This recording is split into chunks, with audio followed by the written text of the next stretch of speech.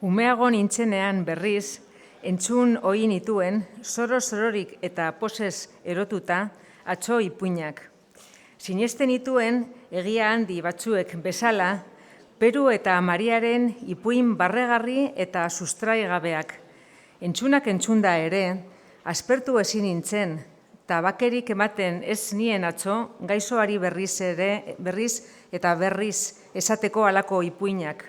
Hau da, haur guztien gaitza edo sorasuna. Orain bada, ondorik eta ondorengo oinik ez ekarten ipuin eroak hainbat atsegin ematen bazidaten, nire adinaren argia barretan, sartu baino lehenago, zenbat ez dituko etzen nire bihotza irakurri nituenean gerora ipuin onak?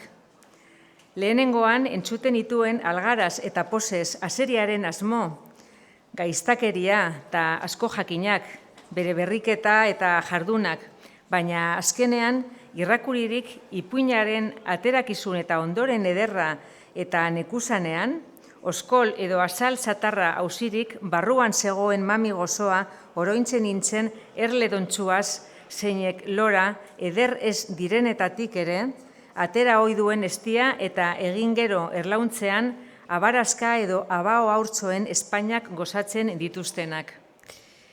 Deritzat entzuten nagoela mutiltxo, neskatzatxo eta nekazari askoren barrea eta algara gozoak irakurri edo adituaz ipuin hauek eta nola geroenean isildu eta harrituta bezala gelituko diren ipuinaren ondoren adiegarriak ikusirik, nork zezakeen esango dute, zertara jo behar zuten ipuin barre eragitekoak, zein ederki adierazten duten estalki ederren azpian handikiak, txikikiak eta jakintsuak berak ikasi behar dituzten onak izateko bideak.